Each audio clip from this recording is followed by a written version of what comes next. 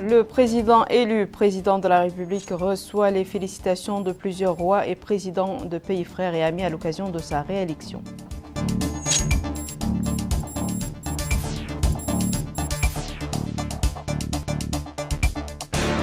Le ministre de l'Intérieur et de la décentralisation s'informe de l'état de santé des éléments des forces armées et de sécurité à Nouakchott.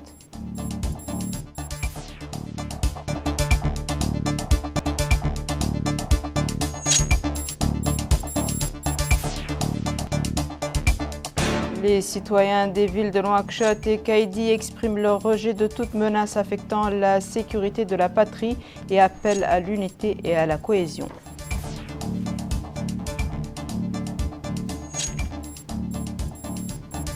Bonsoir mesdames, mesdemoiselles et messieurs et merci de vous joindre à nous. Le président de la République, président élu, son Excellence M. Mohamed El-Cheikh Al-Ghazouani a reçu aujourd'hui plusieurs messages de félicitations et nous commençons par celui du président du gouvernement espagnol, Pedro Sanchez, dont le message est ainsi libellé. Monsieur le Président, je tiens à vous féliciter pour votre réélection à la présidence de la République islamique de Mauritanie ainsi que pour le bon déroulement du scrutin. La Mauritanie est un pays voisin, partenaire et ami de l'Espagne et un allié clé dans la région, tant au Maghreb qu'au Sahel. Notre relation bilatérale est stratégique dans des domaines tels que la sécurité, la défense, le contrôle des frontières et des flux migratoires ou la pêche. Tel qui a pu être constaté lors de ma récente visite en Mauritanie en février dernier, dont je garde un excellent souvenir. Les liens qui unissent nos pays et notre coopération ne cessent de se renforcer et de s'intensifier. Comme je vous l'ai déjà dit, vous pouvez compter sur notre ferme engagement envers la Mauritanie, tant au niveau bilatéral qu'au sein de l'Union européenne. En vous souhaitant le plus grand succès possible, je réitère ma collaboration et mon soutien, ainsi que celui de mon gouvernement pour votre futur mandat. Veuillez agréer, monsieur, l'assurance de ma très haute considération. Le président de la République, président élu, son Excellence M. Mohamed El-Cheikh Al-Ghazouani a également reçu un message de félicitations de son Excellence M. Bassirou Diomaye Diakhar Faye, président de la République sœur du Sénégal à l'occasion de sa réélection à la magistrature suprême de la Mauritanie. Monsieur le Président et chers frères, à la suite de notre entretien téléphonique, je voudrais vous renouveler mes chaleureuses félicitations pour votre brillante réélection à la magistrature suprême de votre pays dès le premier tour. Je saisis également l'occasion pour vous adresser tous mes vœux de succès dans la poursuite de votre mission au service de vos compatriotes et me réjouis de pouvoir continuer à travailler avec vous à la consolidation des relations d'amitié fraternelle et de coopération conviviale entre nos deux pays. Avec mes souhaits renouvelés de bonne santé et de bien-être, je vous prie d'agréer, Monsieur le Président et chers frères, l'assurance de ma haute et fraternelle considération. Bassirou Diomaye Diakhar Faye. Autre message de félicitations reçu, c'est celui de son Excellence M. Vladimir Poutine, président de la Fédération de Russie. Le message est ainsi libellé. Chers frères, Monsieur le Président, votre élection au poste de président de la République islamique de Mauritanie m'offre l'occasion de vous adresser mes félicitations ainsi que mes meilleurs vœux de succès et de bonne santé pour vous-même et de prospérité pour le peuple mauritanien. Les relations russo-mauritaniennes sont traditionnellement amicales. Ainsi, nous comptons sur votre action à la tête de l'État pour contribuer davantage au développement d'une coopération bilatérale constructive dans tous les domaines au service de nos deux peuples. Autre message, son Altesse l'émir de l'État du Koweït, Cheikh Mesh'al El-Ahmed El-Jaber El-Sabah, a félicité le président de la République, président élu, son Excellence M. Mohamed El-Cheikh Al-Ghazouani. Son Altesse l'émir a exprimé au président de la République, M. Mohamed El-Cheikh Al-Ghazouani, ses sincères félicitations à l'occasion de sa réélection pour un nouveau mandat présidentiel, lui souhaitant plein succès, santé et bien-être, et à la République islamique de Mauritanie et à son peuple frère davantage de progrès et de prospérité.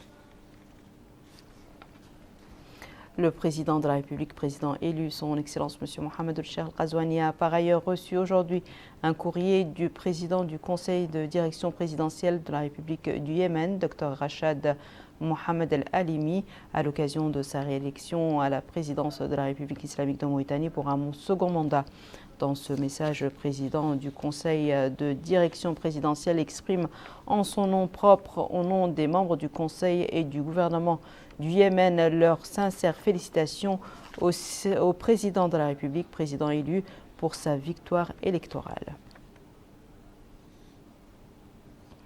Son Excellence M. Évariste Ndayishimiye, président de la République du Burundi, a félicité dans un message publié sur sa page X, ancienne Twitter, son Excellence le président de la République, M. Mohamed El-Cheikh Al-Ghazouani, pour sa brillante réélection. Voici l'intitulé du message.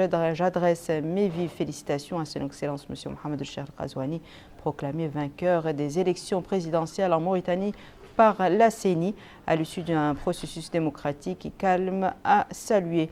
Le Burundi réaffirme son entière coopération durant votre nouveau mandat. Le président de la République, président élu, son Excellence M. Mohamed El-Cheikh Al-Ghazouani, a reçu un message de félicitations du chef de l'exécutif par intérim de la République islamique d'Iran, M. Mohamed Mokhber, à l'occasion de sa réélection à la présidence de la République islamique de Mauritanie pour un nouveau mandat. Voici le texte de ce message. Excellence M. Mohamed El-Cheikh Al-Ghazouani, président de la République islamique de Mauritanie, j'ai le plaisir d'adresser à votre Excellence mes plus vives félicitations et mes sincères bénédictions à l'occasion de votre réélection à la présidence de la République islamique de Mauritanie pour un second mandat. J'espère qu'au cours de ce nouveau mandat, à la lumière des nombreux points que nous partageons et des potentialités que recèlent les deux pays, nous assisterons à l'expansion et au renforcement des relations dans divers domaines politiques, économiques et culturels.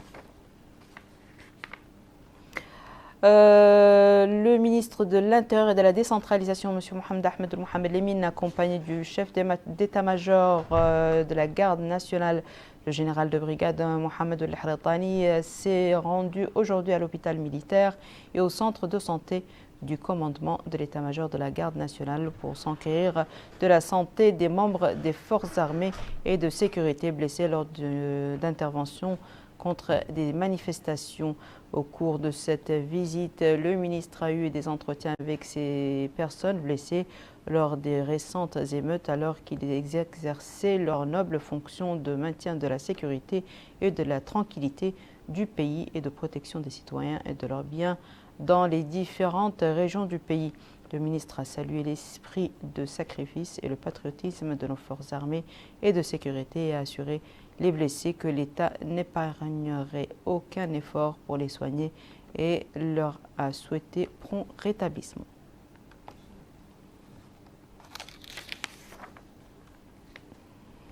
Le ministre de l'économie et du développement durable, M. Abdessalam Mohamed Saleh, a au nom du président de la République, M. Mohamed El-Cheikh Al-Ghazouani, décoré Mme Cristina Isabel Santos, représentante résidente de la Banque mondiale dans notre pays, de la médaille de chevalier de l'Ordre du mérite national.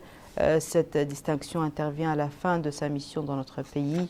La cérémonie de remise des prix s'est déroulée en présence du secrétaire général du ministère de l'économie et du développement durable et de plusieurs directeurs du département. Le candidat Hamadi Sidr Mokhtar Mohamed Abdi a reconnu les résultats de l'élection présidentielle annoncée avant-hier par la Commission électorale nationale indépendante. Il a indiqué lors d'une conférence de presse tenue hier soir que les résultats recueillis au niveau de la gestion des opérations électorales de sa campagne étaient conformes aux résultats publiés par la Commission électorale nationale indépendante. Communiqué du bureau politique.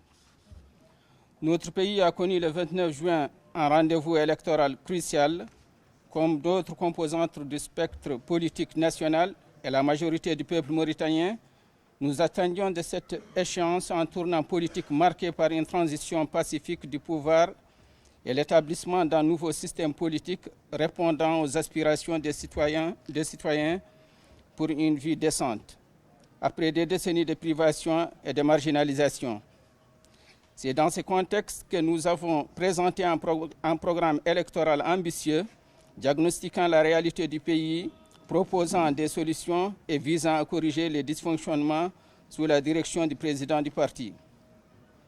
C'est pendant le cadre général des élections et les irrégularités systémiques dans le processus électoral, l'exploitation par les partisans du candidat du régime de l'influence de l'État et de ses institutions sur les électeurs, l'impact de l'argent politique et la faiblesse de l'indépendance des organes de supervision électorale ont tout affecté la liberté, la transparence et l'intégrité du processus électoral, ne répondant pas ainsi aux espoirs et aux attentes des citoyens.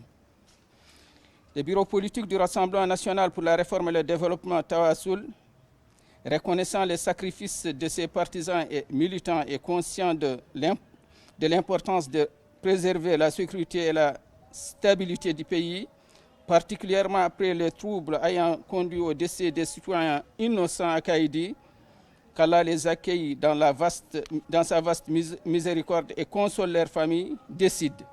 Premièrement, exprime sa gratitude à tous ceux qui ont voté pour le projet de changement et de réformes présenté par les candidats du parti Hamad Sid El-Mukhtar, au peuple mauritanien ainsi qu'à tous ceux qui ont accueilli les délégations du parti lors de différentes étapes de la campagne dans les villes, villages et campagnes, ainsi qu'à nos communautés à l'étranger. Nous remercions également chaleureusement la direction centrale de la campagne, ses branches locales en Mauritanie et à l'étranger, ainsi que tous les militants du Rassemblement national pour la réforme et le développement Tawassoul, et les initiatives de soutien extérieur pour leur travail remarquable et leurs efforts exceptionnels.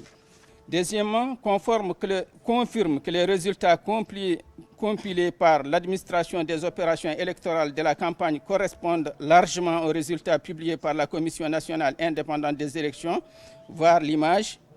Troisièmement, invite le président élu à renforcer l'identité islamique consacrée par la Constitution comme pilier de sécurité, d'unité et de cohésion sociale, à accélérer la résolution des grandes problématiques menaçant l'unité nationale, à lutter sérieusement contre la corruption sous toutes ses formes, à enraciner la démocratie et à corriger les graves dysfonctionnements du système électoral par le lancement d'un dialogue national inclusif. Quatrièmement, prie pour la miséricorde et le pardon des citoyens décédés dans les commissariats de police à Kaïdi, demandant à Allah le Tout-Puissant de les accueillir en son vaste paradis, d'apaiser et de consoler leurs familles. Cinquièmement, condamne vigoureusement les pratiques ayant conduit à la mort des détenus et exige une enquête transparente sur les circonstances de décès et la sanction des coupables, ainsi qu'à la protection du droit des citoyens à manifester pacifiquement et la liberté de réunion et d'expression garantie par la Constitution, sans compromettre la sécurité des citoyens et de leurs biens. Sixièmement, appelle à toutes les forces politiques et civiles ainsi qu'à tous les citoyens de privilégier l'intérêt national supérieur du pays et à protéger la sécurité des citoyens ainsi que leurs biens. Nouakchott, le 2 juillet 2024, les bureaux politiques. Le candidat à l'élection présidentielle 2024, M. Mohamed El-Mortaji El-Ouavi, a félicité le président élu, son Excellence M. Mohamed El-Cheikh El-Ghazouani, suite à son élection pour un second mandat.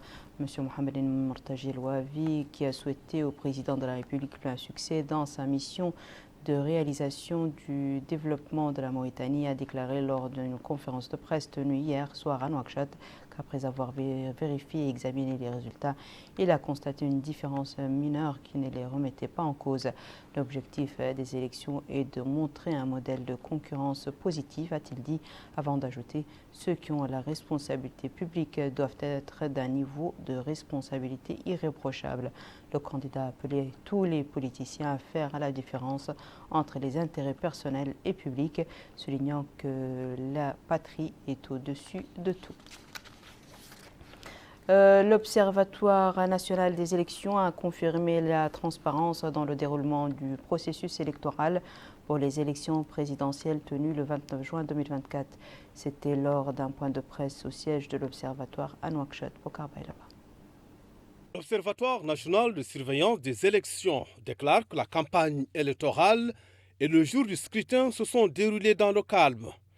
Les 7 candidats ont pu bénéficier de la liberté d'expression et de l'égalité d'accès aux médias publics. Le dispositif mis en place a été choisi en étroite concertation avec la société civile sur la base de 4 exigences principales. Effort d'indépendance, esprit de neutralité, esprit d'équité, expertise en matière de surveillance électorale. Ces exigences ont été confortées par la formation et le déploiement de 750 observateurs en partenariat avec les organisations de la société civile. Les coordinations régionales ont été assurées par les membres du Conseil de l'Observatoire et certains hauts cadres universitaires désignés pour leur indépendance et leur expérience dans le domaine. Le présent dispositif se distingue de ceux de notre expérience de 2013 et 2014 par l'implication des membres de la société civile des wilayas de l'intérieur du pays. Tous les observateurs étaient munis de documents et de signes distinctifs de l'ONCEL. Directives écrites, guides d'observation, fiches d'observation, téléphones portables, badges, gilets et casquettes. L'ensemble de nos missions d'observation se sont retrouvées sur le terrain avant l'ouverture des bureaux de vote prévus à 7 heures afin de pouvoir assister au démarrage des opérations. Sur la base des informations préliminaires reçues de nos observateurs sur le terrain, nous pouvons affirmer que les forces de l'ordre et de sécurité ont assuré leur rôle et que la campagne électorale s'est déroulée dans le calme et la tranquillité. L'Observatoire national de surveillance des élections a en outre indiqué que toute la logistique a été déployée afin d'assurer la bonne tenue du scrutin du 29 juin. L'horaire d'ouverture des bureaux de vote a été globalement respecté. Le matériel électoral était au complet. Les urnes étaient bien scellées dans la totalité des bureaux que nos observateurs ont visités. Les isoloirs installés garantissaient le secret de vote. Les représentants des candidats, en moyenne 3 à 4 représentants par bureau en milieu urbain et 2 à 3 en milieu rural, étaient présents. Tous les observateurs ont assisté aux opérations de dépouillement dans des bureaux témoins. Les représentants des candidats étaient présents lors du dépouillement et ont signé les PV. Les représentants des candidats ont reçu des extraits des procès-verbaux dans tous les bureaux couverts par nos observateurs. Donc, au regard des premiers constats et conclusions rapportées par l'ensemble de notre dispositif d'observation, l'ONCEL est à présent en mesure d'attester globalement de la régularité, de la transparence et de la sincérité du scrutin. Les autres principales missions de l'Observatoire national de surveillance des élections sont de désigner des observateurs nationaux pour assurer la transparence et l'intégrité du processus électoral et former des observateurs nationaux en coordination avec la CENI. La Fédération internationale des journalistes arabes branche Mauritanie a publié un communiqué dans lequel elle salue l'atmosphère de transparence dans laquelle se sont déroulées les élections présidentielles. Plus de détails avec Moussa Ndiaye. C'est sur initiative de la Fédération internationale de la presse arabe en collaboration avec l'Observatoire national pour la surveillance des élections en Mauritanie que la Fédération internationale a dépêché une mission interne en Mauritanie composée de 16 observateurs avec des coordinateurs répartis sur les 3 wilayas de Nouakchott. Dans le cadre des nouvelles orientations de la Fédération internationale de la presse arabe pour soutenir la formation et l'encadrement des observateurs et journalistes pour la couverture médiatique de la présidentielle du 29 juin 2024 en Mauritanie, notre confrère Hamad Diallo a déclaré que cette mission d'observation a suivi cette élection présidentielle. Elle s'est déroulée, dit-il, dans des conditions acceptables. Il note le rôle que la haute autorité de la presse et de l'audiovisuel a joué pour la répartition des séances d'intervention des différents candidats.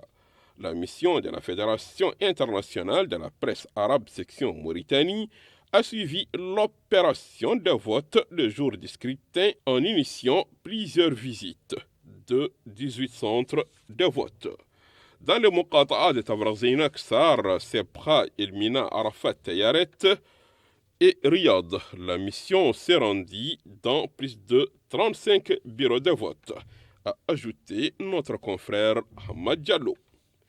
Dans d'autres zones où se déroule l'opération de vote du scrutin du 29 juin 2024, la mission de la Fédération internationale de la presse arabe a pu échanger des informations avec plusieurs observateurs nationaux et internationaux, notamment de l'Union africaine. La mission a aussi constaté ce qui suit. Le matériel pour l'organisation de cette opération de vote dans les bureaux et plusieurs autres outils nécessaires étaient disponibles. L'heure d'ouverture des bureaux de vote et la fermeture a été respectée avec la présence des représentants des candidats. Cette mission ajoute que plusieurs candidats étaient représentés dans des bureaux qu'ils ont eu à visiter en suivant toutes les étapes de l'opération de vote. Cette mission n'a signalé aucune contestation au cours de cette opération de vote. Les présidents des bureaux de vote ont aussi bien collaboré avec les représentants des candidats. S'agissant des unités des forces armées et de sécurité, leur rôle et mission ont beaucoup contribué à la réussite de l'organisation de l'opération de vote du scrutin du 29 juin 2024. Les nouvelles technologies ont aussi beaucoup contribué à la diffusion des résultats de la présidentielle sur le site de la Commission électorale nationale indépendante CENI. La mission de la Fédération internationale de la presse arabe section Mauritanie a souligné l'importance de cette contribution. Elle note que le nombre de bureaux de vote réservés aux personnes handicapées était insuffisant dans certaines zones. Enfin, les observateurs journalistes de la Fédération internationale de la presse arabe, section Mauritanie, encouragent le climat de la paix et de la stabilité que connaît la Mauritanie depuis quelques années. Elle note qu'elle a été citée comme exemple dans la zone. S'agissant de la publicité politique, la mission note le rôle que l'autorité de la régulation de la publicité en Mauritanie a joué pour l'application des normes contre la publicité politique durant la campagne électorale présidentielle du scrutin du 29 juin 2024 qui s'est déroulé sur l'ensemble du territoire national. Plusieurs citoyens des villes de Nouakchott et Kaïdi ont exprimé leur rejet de toute menace portant sur la sécurité de la patrie. Bokar Baylaba nous en dit plus. Cet homme affirme ici à Nouakchott que la paix doit s'imposer à tous. Selon lui, la politique ne doit pas créer des troubles. Il appelle au sens de la retenue et à la raison en cultivant l'esprit de calme qui est caractéristique à notre pays. Ce citoyen affirme lui aussi que la paix est un bien inestimable, d'où la nécessité de promouvoir la paix et s'éloigner des troubles. Et il appelle à l'esprit patriotique et à la fraternité. Cette femme va aussi dans le sens des précédents témoignages. Selon elle, le peuple mauritanien doit continuer à cultiver la paix et le calme. À cela s'ajoute la fraternité. À Kaïdi, là aussi, les citoyens font bloc pour appeler à la paix et au calme. D'ailleurs, le maire de la commune de Kaïdi affirme que l'unité nationale doit continuer à prévaloir dans un cadre de paix et de fraternité. Cet homme va aussi de son appel à la paix et la fraternité en illustrant son témoignage par des versets coraniques. Cet habitant de la ville de Kaïdi met l'accent sur le bon voisinage et la bonne cohabitation entre les composantes sociales du peuple mauritanien qui doivent être rappelées à tous. Au total, 108 689 élèves, dont 57 574, dont 57 574 filles, sont soit 52,97% de la dernière année de l'enseignement fondamental, ont commencé ce matin les épreuves du concours d'entrée en première année de l'enseignement secondaire, dans un des 285 centres d'examen, dont un ouvert à Bamako, République du Mali, et le reste en Mauritanie. De Nouakchott-Ouest, c'est confiant et d'un pas rassuré que ces élèves se rendent dans leur centre d'examen pour participer aux épreuves du concours d'entrée en première année de l'enseignement secondaire. Les autorités administratives n'ont pas manqué l'occasion de venir s'enquérir du bon déroulement du concours, s'informant des conditions dans lesquelles se déroulent les épreuves dans les classes. Évoquant le sujet, l'inspecteur de l'éducation au niveau de Tevraghzena, draine par intérim, M. Mohamed Lamine Oulam, a précisé que pour la wilaya de Nouakchott-Ouest, le concours concerne 5 322 élèves, ajoutant que le taux de présence est élevé, que les épreuves ont été distribuées à temps et que le concours se déroule dans de bonnes conditions. Pour ces candidats non-voyants, l'espoir de réussite est grand, surtout que les épreuves sont abordables, disent-ils.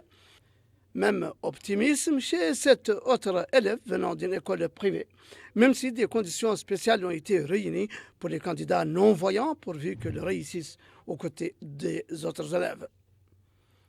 Là, à l'école Hurma Oul Abdeljalil à Toujounine, dans la wilaya de Nouakchott-Nord, laquelle compte 93 centres d'examen qui accueillent plus de 15 000 candidats de la dernière année de l'enseignement fondamental, c'est aussi le grand jour du début des épreuves du concours d'entrée en première année de l'enseignement secondaire.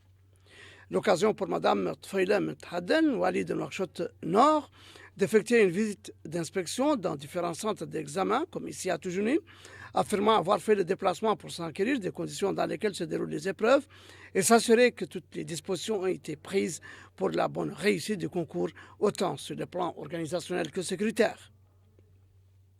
Le directeur régional de l'éducation et le président de la Fédération des parents d'élèves au niveau de la wilaya de Nouakchott-Nord ont souligné que les ressources humaines et matérielles ont été mobilisées à temps pour assurer le bon déroulement du concours dans les meilleures conditions, surveillants et comités de supervision, disent-ils, étant venus très tôt, tout comme les élèves, et aucune plainte ou anomalie n'a été enregistrée. Pour leur part, les élèves candidats ont estimé que les épreuves étaient plus ou moins faciles et conformes au programme scolaire étudié au cours de l'année. Voici à présent, mesdames et messieurs, le rappel des titres. Le président élu président de la République reçoit les félicitations de plusieurs rois et présidents de pays frères et amis à l'occasion de sa réélection.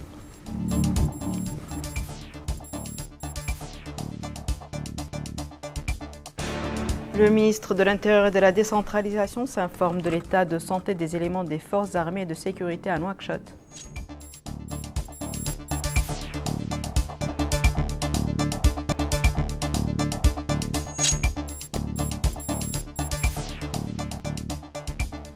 Les citoyens des villes de Nouakchott et Kaïdi expriment leur rejet de toute menace affectant la sécurité de la patrie et appellent à l'unité et à la cohésion.